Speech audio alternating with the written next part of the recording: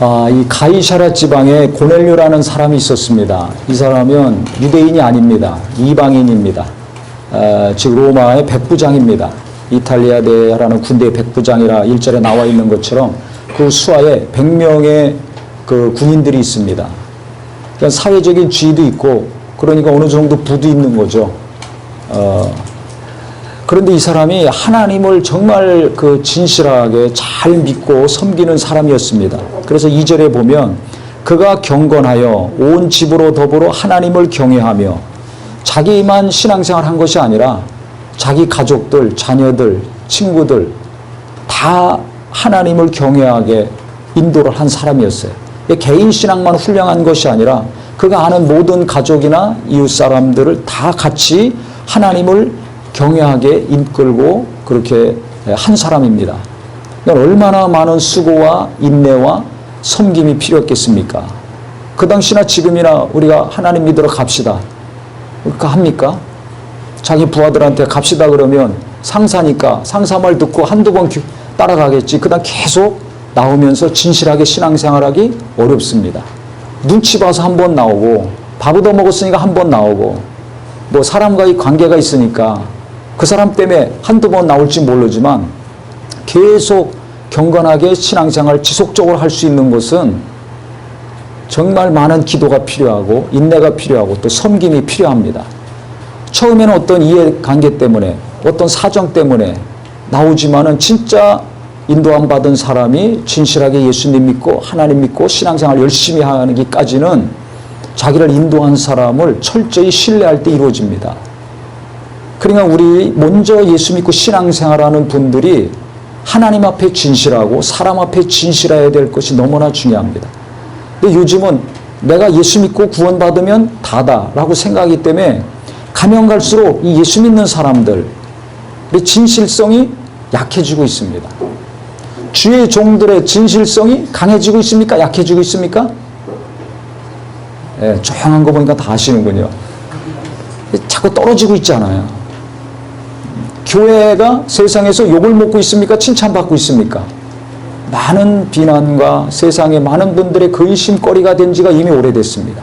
세상을 교회가 근심하고 염려해야 되는데 거꾸로 됐어요. 세상이 교회를 근심하고 염려하게 됐습니다. 언제 그렇게 됐습니까?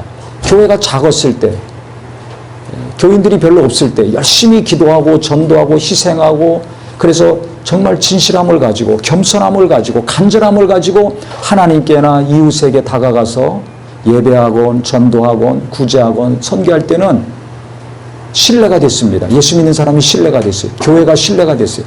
목사님들이 신뢰가 됐어요. 그런데 그 진실함을 통해서 겸손함을 통해서 간절함을 통해서 하나님이 응답을 주시고 복을 주시고 나라도 잘 되게 하셨죠. 얼마나 이 전쟁 이후에 한국에 뭐가 있습니까? 잿더미죠. 근데 전쟁 이후에 한 3, 40년 만에 이렇게 세계적인 경제 강국이 됐습니다. 요새 방학 때 보세요. 공항이 몇 터집니다. 명절 때 되면 항상 기록 갱신하는 거 아시죠? 아무리 경제가 어렵다 해도 공항 가보면 뭐 사람이 넘쳐 흐릅니다. 새벽에 비행기 못 타는 사람 많다고 합니다. 너무 많이 와가지고 2시간 전에 가도 비행기를 못 타요. 너무 많은 사람이 와서 수속하는데 시간이 많이 걸려가지고.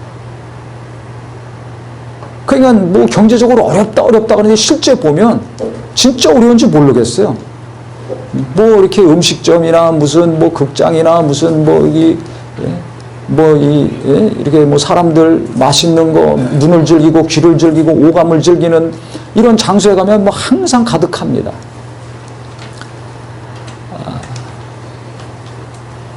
그러니까 경제적으로 이렇게 하나님이 복을 주셨어요. 그렇게 간절히 하니까 교회도 많이 생기고 많은 사람들이 예수님 믿게 됐습니다. 그런데 어느 순간부터 하나님께 대한 간절함이 없어지죠. 사람들을 향한 간절함도 없어요. 그럼 그 간절함은 어디로 바뀌었습니까? 나를 향한 간절함, 돈을 향한 간절함으로 바뀌었습니다. 내가 어느 정도 먹고 살만하고 남을 도와줄 수 있는데도 불구하고 그런 거 생각 안 하고 계속 내 재산을 불리고 더 불려서 그 다음에 안정적으로 살고 내 자손 대대로 더 안정적으로 사는 것에만 집중하지 남을 돌아보는 거 거의 못하고 삽니다. 모든 사람들이 어떻게 그렇게 됐어요? 예수 믿는 사람들도 그렇게 됐어요. 그러니까 이게 신뢰가 떨어지게 되죠. 가만히 보니까 오래 예수 믿은 사람들도 그래. 목회자들도 그래. 교회도 그래. 자기밖에 몰라. 그러니까 이게 진실성이 이게 떨어지니까 신뢰가 안 가죠. 신뢰가 안 가니까 어떻게 됩니까? 관계가 멀어지는 거예요. 그냥 와서 예배 한 번 하고 나 할 도리는 다 했다. 더 이상 안 하려고 합니다. 나는 여기까지만 선을 딱 거놓고 그 다음에 성령을 제한하고 하나님 제한. 그러니까 하나님도 여기까지만 오세요. 나 여기까지만 나갈 테니까 더 이상 나한테 오지 마시고 나도 안 나갈 테니까 우리 여기서 타협합시다. 남북이 지금 휴전선이 있잖아요. 남과 북이. 아직도 끙끙거리고 있잖아요. 수많은 에너지를 쏟아가면서.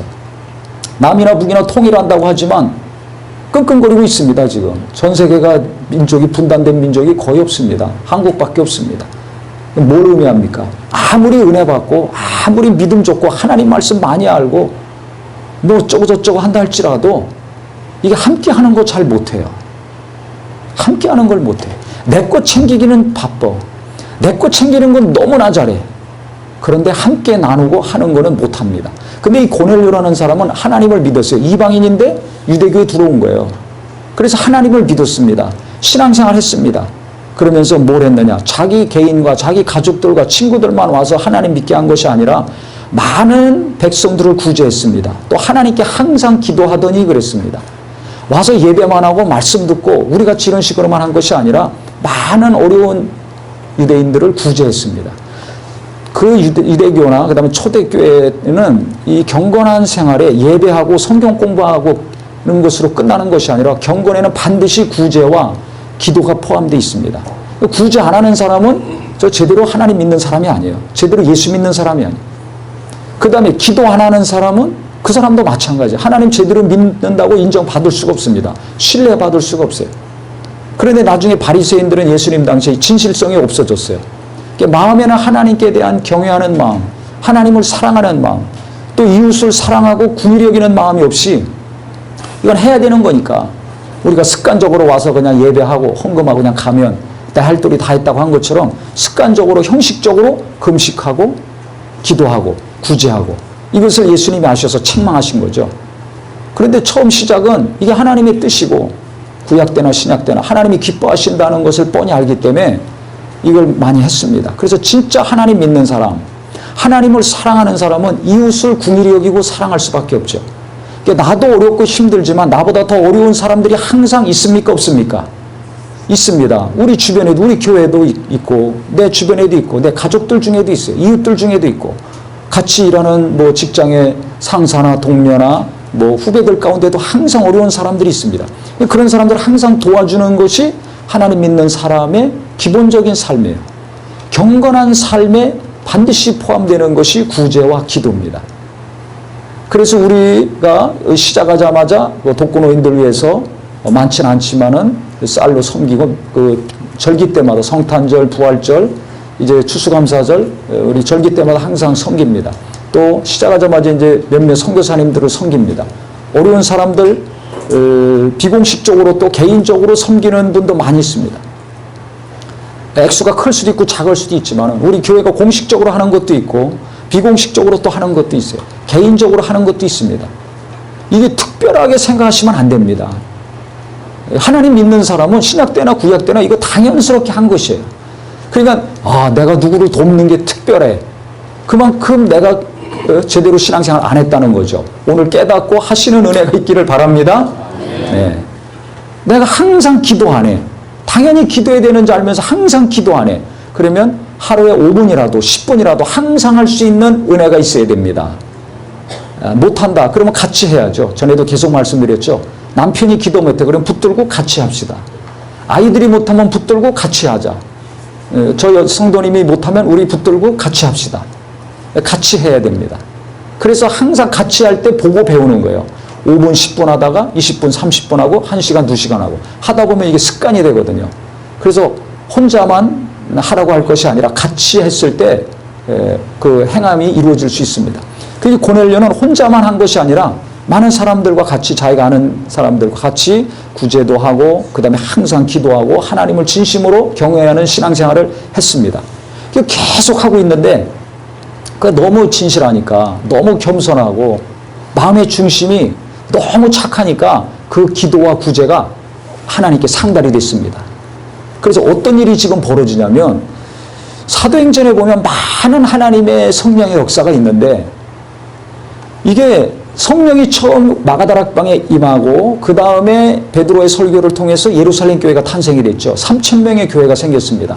5,000명이 되고 허다한 무리까지 늘어났는데 그때 이 사도들이나 그 수많은 구원받고 성령 받은 자들이 전도한 대상은 누구냐면 이방인이 아니었어요.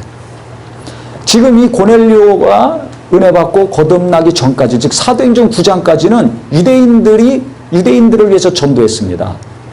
유대인들만 모인 거예요. 아브라함과 야곱과 이삭의 후손들, 약속의 자식들, 자기들끼리만 전도하고 자기들끼리만 모이고 자기들끼리만 기도하고 성령 받고 예배하고 교제하고 했습니다. 그러니까 이방인들에게는 절대 복음 전하지 않았습니다. 그런데 이 사건 이후로 이방인에게 복음의 문이 열려졌어요. 이 사도들도 고넬료와 이 가족들이 성령 받고 거듭난 것 때문에 깜짝 놀랐습니다. 그만큼 이게 중요해요. 그래서 이 사도행전 10장 보면 대단히 길죠. 다른 사람들이 성령 받고 은혜 받은 것은 간단하게 몇 줄로 사마리아 성에서 빌립 집사가 가서 많은 이적을 행했습니다. 병자 고치고 안진뱅이 일으키고 막 수많은 능력을 행했습니다. 그것도 몇 줄로 끝납니다. 그래서 예루살렘 본부에 있는 사도 베드로하고 요한이 가서 그 칙례까지 받고 예수 믿고 구원받은 자들 안수해서 성령 받게 했더라. 이게 나오죠. 그런데 여기는 이 한 가정인데도 자세하게 길게 나옵니다. 왜 그러냐면 이방인이 성령 받았기 때문에 그래요. 그래서 이 사건 때문에 사도들도 이방인에게도 예수가 오셨구나. 이방인도 구원받을 수 있구나. 예수 믿고 성령 받는 것은 우리 민족뿐만 아니라 유대인뿐만 아니라 아브라함의 후손이 우리뿐만 아니라 할례 받지 않은 저 이방인들에게도 동일하게 예수 믿고 구원받고 성령이 임하실 수 있구나를 이때 깨달았습니다. 그래서 안디옥 교회가 그 다음에 탄생하는 거예요. 안디옥 교회는 이방인들, 할례 받지 않은 유대인들을 중심으로 탄생한 교회입니다. 거기서 바울과 바나바가 사역하다가 성령이 지시하셔서 이제 선교사로 파송을 하죠. 그래서 1차, 2차, 3차 선교 여행을 떠납니다. 그래서 이제 복음이 전 유럽으로 확산되기 시작한 것인데 이 고넬료가 기도할 때 그 구제와 기도가 상달됐을 때 어떤 일이 벌어졌냐면 하나님이 갑자기 말씀하셨어요. 자, 4절부터 보세요. 고넬료가 주목하여 보고 두려워 가로되 주여 무슨 일이니까 하니까 천사가 가로되 환상 중에 천사가 왔거든요. 내 기도와 구제가 하나님 앞에 상달하여 기억하신 바가 되었으니 내가 지금 사람들을 요바로 보내어 베드로라 하는 시몬을 청하라. 저는 피장 시몬의 집에 우거하니 그 집은 해변에 있느니라 그랬습니다. 베드로를 청하라는 거예요. 자기는 알지도 못하는 사람인데 지금 요바에 이 가죽장의 집에 시몬 베드로가 있으니까 그 사람을 초청해라. 그래서 자기 하인들하고 또 경건한 하나님 믿는 사람이겠죠. 종을 불러가지고 3명을 이제 베드로가 있는 요바로 보냈습니다. 그런데 바로 그 다음날 베드로가 또 기도하고 있었어요. 기도하고 있는데 하나님이 환상을 보여주셨습니다. 천이 이렇게 쭉 내려오는데 거기 보니까 4발 달린 짐승과 기어다니는 짐승들 그 다음에 각종 새들이 가득 찼어요. 이거 먹으라는 거예요. 근데 레위기 11장에 보면 하나님께서 먹어야 될 것과 먹지 말아야 될 것을 분명히 구분해 주셨습니다. 4발 달린 짐승 중에는 이 다리가 갈라져서 쪽이 나 있어야 돼요. 쪽발이어야 되고 그 다음에 되새김질을 해는 짐승만 먹으라고 했습니다. 그러니까 돼지는 되새김질 안 하잖아요. 다리는 쪽발이지만. 그 돼지는 먹으면 안 돼요. 지금도 전통적인 유대인들 중동지역에 가면 안 먹습니다. 그 음식이 완전히 구분이 돼 있어요. 그 주방도 구분이 돼 있어요. 먹지 말라는 거, 먹으라는 거. 그 조리대가 달라요. 식기도 달라요. 나이프하고 포크도 다릅니다. 완전히 구분되어 있습니다. 아주 철저히 구분하고 삽니다. 이 물고기 같은 것도 비늘하고 지느러미가 있는 것은 먹고 그것이 없는 것은 먹지 말아라. 새도 마찬가지고 기어다니는 곤충들도 마찬가지고 먹어야 될 것과 먹지 말아야 될 것이 분명히 구분이 되어 있는데 이게 다 뒤섞여 있는데 보자기 안에 이걸 다 먹으라는 거예요.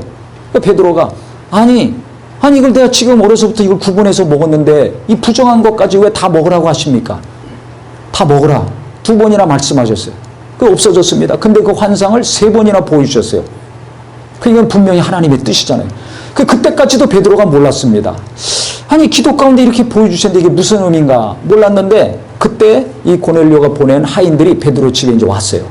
시몬 베드로가 누굽니까? 나다고 하니까 이 하인들이 자기 주인이 얘기한 내용을 그대로 얘기해 줬습니다.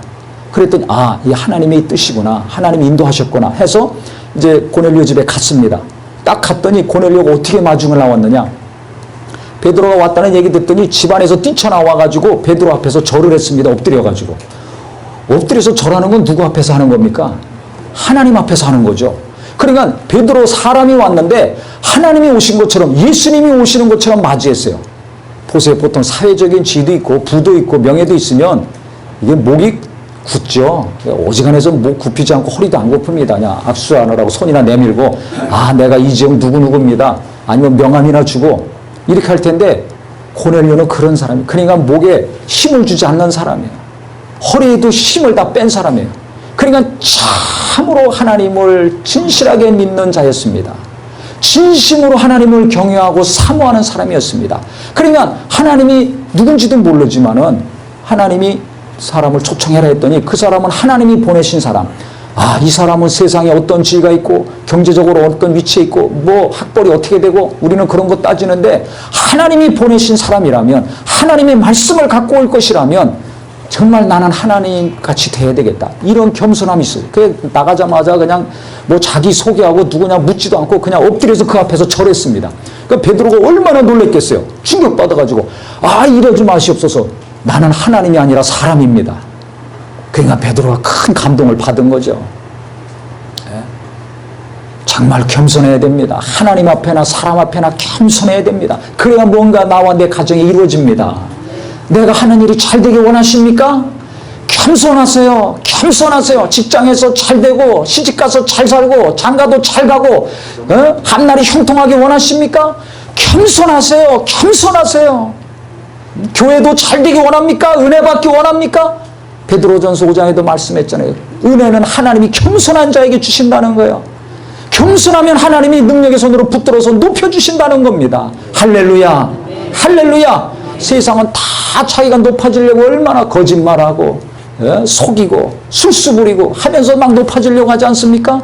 많은 것을 움켜잡으려고 하지 않습니까? 그다 부질없습니다. 진실성이 떨어지면 다 떠나가게 돼 있어요. 나만 비참하게 됩니다. 신뢰가 떨어지는데 어떻게 할 거예요?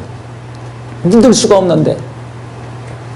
겸손해야 돼요. 고넬료가 이렇게 겸손했어요. 하나님 앞에서만 아니라 하나님이 보내신 사람 앞에 겸손하게 엎드리니까 베드로가 놀래가지고 나는 하나님이 아니다 사람이니까 일어나십시오. 그래서 또 둘이 처음 만났잖아요. 누군지도 모르니까. 그러니까 하나님이 내게 이렇게 기도하는데 이런 것을 보여주셨습니다. 그래서 당신을 초청했습니다. 그러니까 베드로도 그러냐고, 나도 기도하는데 하나님이 이렇게 이런 게 보여주셔가지고 3번씩이나 보여줘서 왔는데 이게 하나님이 인도하신 거라고. 그래서 서로 하나님이 인도하셨구나, 만나게 하셨구나. 고넬료가 사모하는 것은 뭐예요? 하나님 말씀이죠. 예수님 말씀이잖아요. 그런데 그 가족들이나 친구, 이웃들 다 초청해가지고 준비를 얼마나 잘 시켜놨는지 이렇게 막 다 모여 앉아 있는 거예요. 베드로 왔을 때. 그러고서 막 말씀을 사모하고 듣습니다. 그러니까 베드로 왔으니까 뭐예요? 예수님에 대해서 전하는 거죠. 예수님이 어떤 분인가?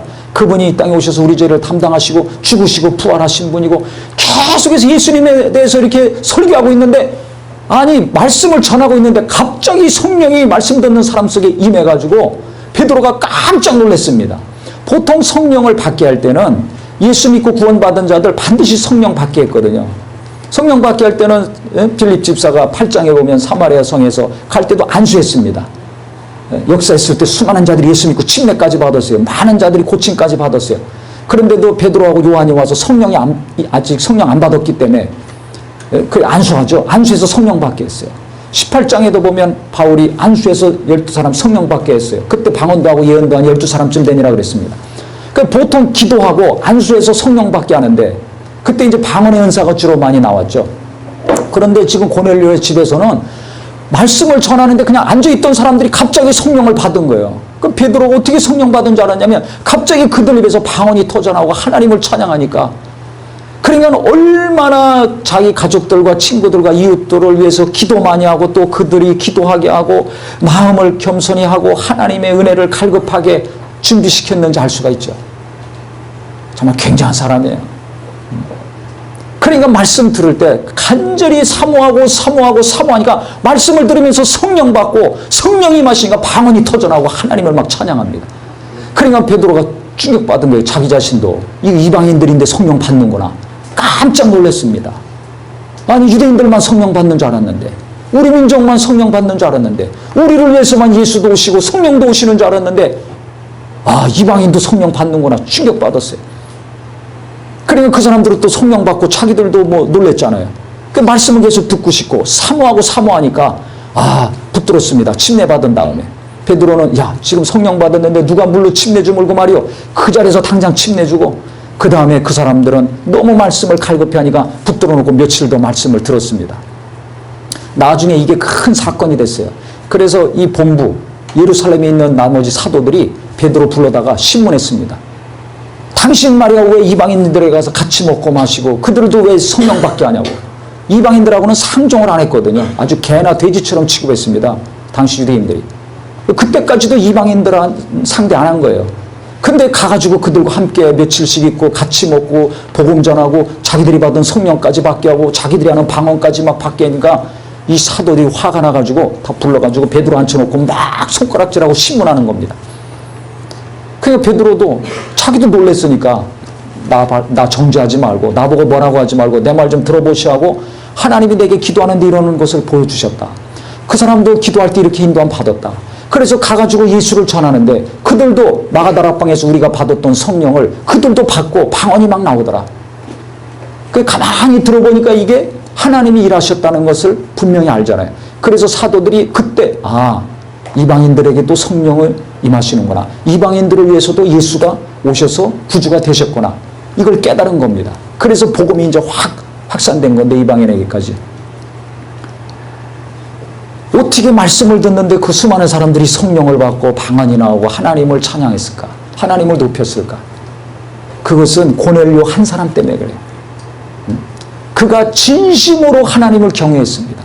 의식하면서만 한 것이 아니라 마음은 다른 데가 있고 몸만 와 있는 것이 아니라 주여 주여 하는데 마음은 정말 딴 데가 있고 말로만 주여 주여 내가 원하는 꿈을 내가 이루고자 하는 뜻을 내 욕심을 성취시키려고 주여 주여 하면서 신앙생활한 사람이 아니라 기도하는 사람이 아니라 남들에게 보이려고 남들에게 칭찬받으려고 구제하고 섬기고 베푼 사람이 아니라 진심으로 정말 깨끗한 마음과 정직한 마음과 선한 마음, 착한 마음으로 하나님께 기도하고 하나님을 섬기고 하나님 말씀을 듣고 그 다음에 많은 영혼들을 위해서 어려운 사람들을 위해서 구제하고 베풀고 또 자기 가족들이나 이웃들이나 친구들 정말 긍휼히 여기고 불쌍히 여겨서 하나님께로 인도하고 구원받게 하려고 몸부림친 그 몸부림이 그 기도가 하나님께 상달되어서 하나님이 이와 같이 놀라운 역사를 그와 그 가족에게 이루어 주신 것입니다.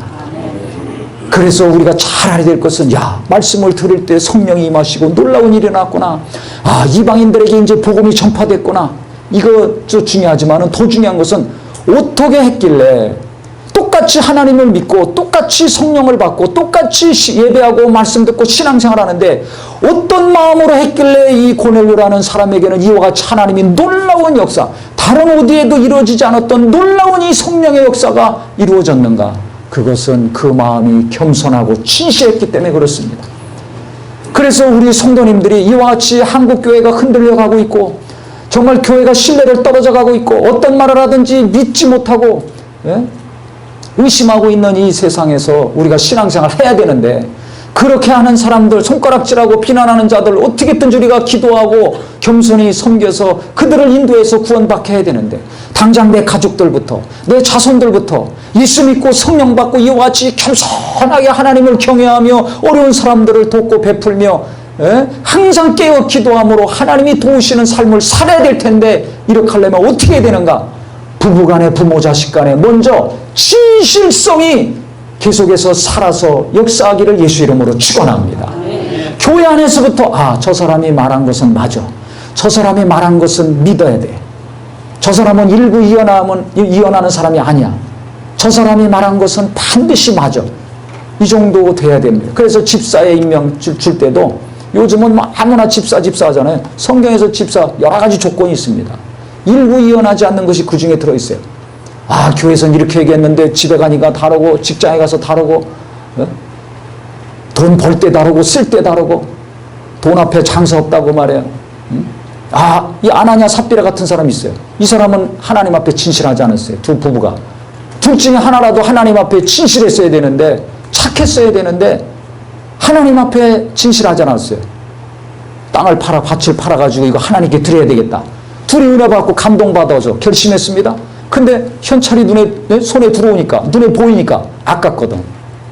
그러니까 그 중에서 어느 분 떼가지고 자기 주머니에 넣었어요. 그리고 그 중에 일부만 베드로 앞에 갖다 놨습니다. 사도 앞에. 아, 이거 땅값이라고.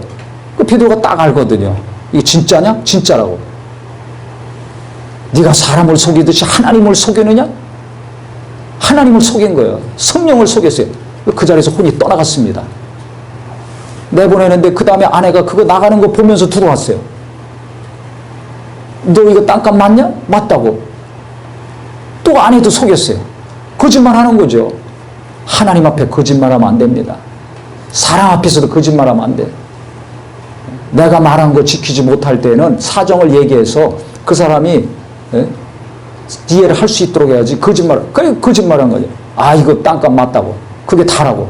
아내도 그 자리에서 떠났습니다. 두 부부가 그 자리에서 끝났어요. 죽었어요. 혼이 떠나가가지고. 왜 그래요? 진실하지 않아가지고. 시편 51장 6절에 보면 하나님이 구하시는 것은 내 마음의 진실이나이다. 이런 고백이 나옵니다. 에베소서 5장 9절에도 빛의 자녀들, 예수 믿으면 빛의 자녀들 아닙니까? 하나님을 아버지라 부르는 자들은 빛의 자녀들 아닙니까? 어둠에 속했던 자가, 마귀에게 속했던 자가 예수의 공로에 힘입어 빛 가운데 거한 거 아닙니까? 빛의 열매는 무엇이냐? 착함과 의로움과 진실함이라고 그랬어요. 착해야 돼요. 애들만 착한 게 아니에요. 나이가 먹어도 평생 내 마음이 갈수록 착해집니까? 아니면 지저분해지고 있습니까? 먹고 살기 힘들다는 미명하에 내 마음이 정말 갈수록 착해지고 있습니까? 아니면 더러워지고 있습니까?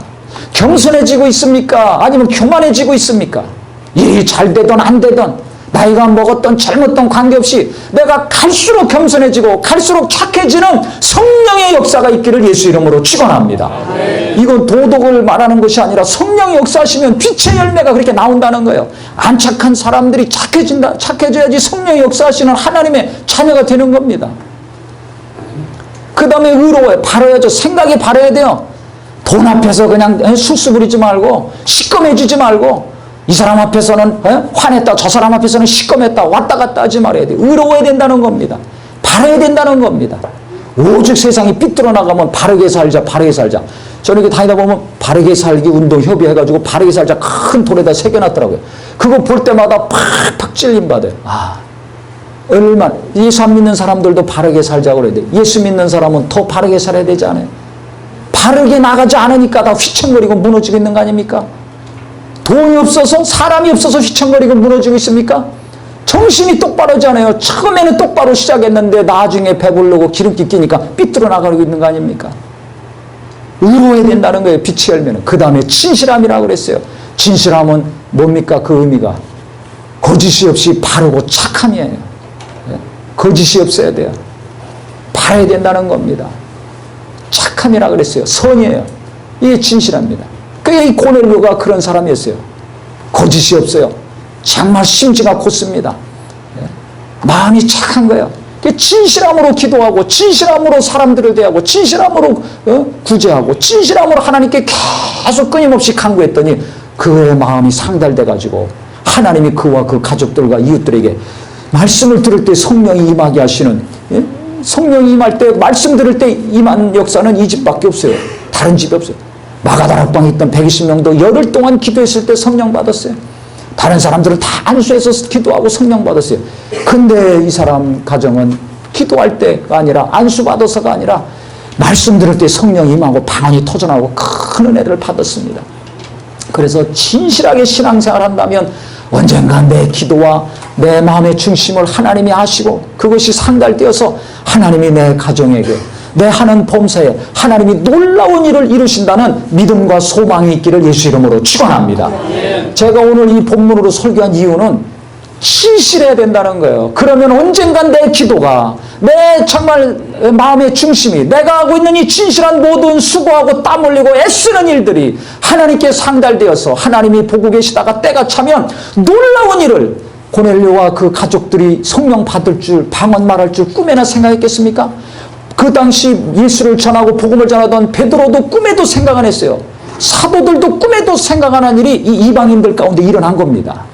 그러니까 내가 꿈에도 상상하지 못한 것, 내가 항상 기도하고 바라지만은 그 기도나 생각하는 것보다 넘치도록, 능히 넘치도록 역사하시는 하나님의 역사가 어느 날 갑자기 내게 이루어진다는 것입니다. 하나님의 역사는 어느 날 갑자기예요. 아브라함 어느 날 갑자기 부르시죠. 모세 어느 날 갑자기 부르시죠. 예? 어느 날 갑자기 예? 다윗도 부르셔가지고 역사하시지 않습니까? 어느 날 갑자기 여호수아가 모세 후계자가 돼가지고 역사하지 않습니까? 예수님의 제자들도 보세요. 어느 날 갑자기 너는 나를 따르라, 사람을 낳는 어부가 되리게 어느 날 갑자기 불러서 쓰시는 거예요. 그러니까 그날을 우리가 준비해야 됩니다.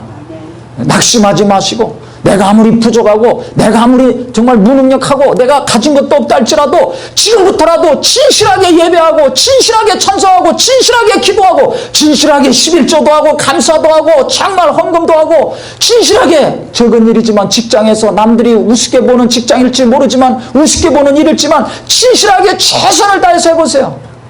제가 하나님이라 할 때도 마찬가지예요. 한 명 놓고 가르칠 때나 수천 명 놓고 설교할 때나 항상 하나님이 수십 년 동안 항상 생각나게 하시는 것은 작은 일에 충성해라. 그러면 큰 일을 맡기겠다.